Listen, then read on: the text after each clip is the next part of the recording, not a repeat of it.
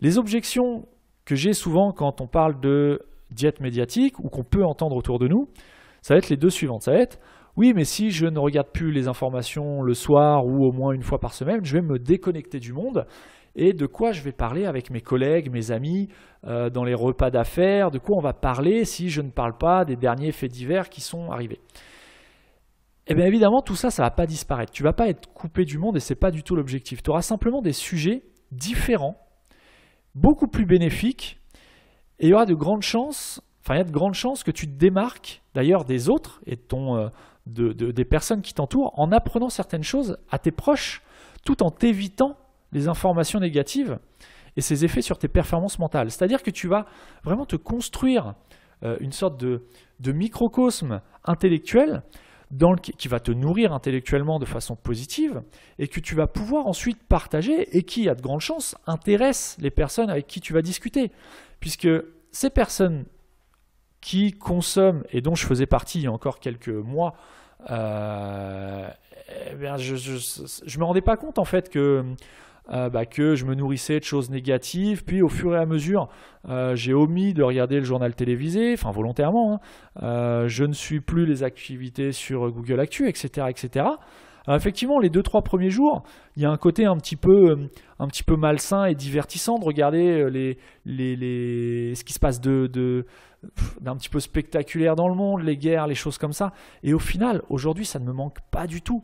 Et je voulais te partager mon expérience personnelle. En fait, ça a commencé comment? Il y a quelques temps, il y a quasiment un an maintenant, on a choisi avec ma compagne d'enlever la télé du séjour. Tout simplement pour éviter, parce que j'ai deux enfants, on a deux enfants en bas âge, et on voulait éviter de, quand on rentre du boulot le soir, tout de suite allumer la télé et brancher sur, je sais pas, sur les informations, sur des émissions de divertissement divers et variées, mais qui au final, encore une fois, te divertissent à court terme, mais ne t'apportent rien et t'appauvrissent l'esprit. Alors, ce que je dis là, c'est pas du tout négatif. Si tu aimes regarder Touche pas à mon poste, je cite cette émission-là volontairement parce que moi, je suis... j'aime bien l'émission. Voilà, tout simplement, j'aime bien l'émission. Je ne la regarde plus, mais j'aimais bien la regarder quand je la regardais. Donc voilà, il n'y a aucun jugement sur cette émission. Mais ça t'appauvrit l'esprit. Clairement, on te parle de médias, de choses. Enfin, on tourne autour d'un pot qui ne te fait pas avancer ni professionnellement, ni psychologiquement. On ne va pas se le cacher.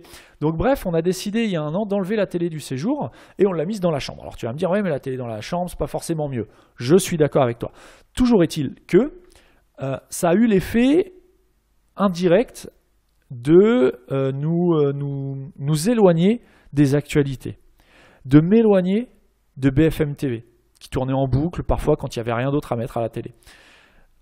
La télé, aujourd'hui, chez moi en tout cas, elle sert qu'à se détendre pour regarder éventuellement une série de temps en temps, ou des émissions, des documentaires.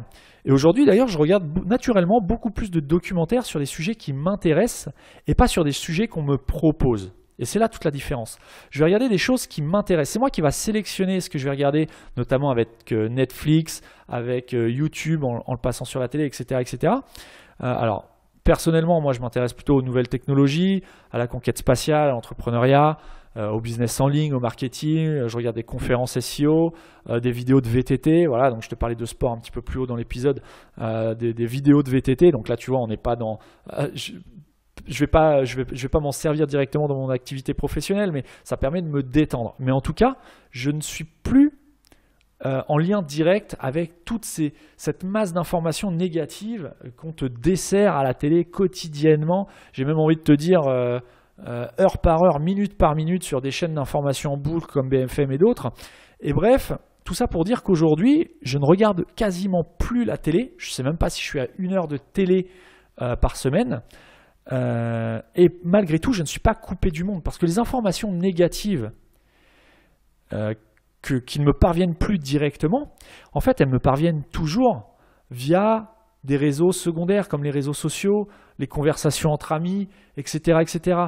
Par contre, désormais, elles sont simplement subsidiaires et anecdotiques et elles ne sont surtout pas quotidiennes. C'est-à-dire, je ne regarde pas ce qu'on me demande de regarder, mais je regarde ce que je demande moi à regarder et ça change tout.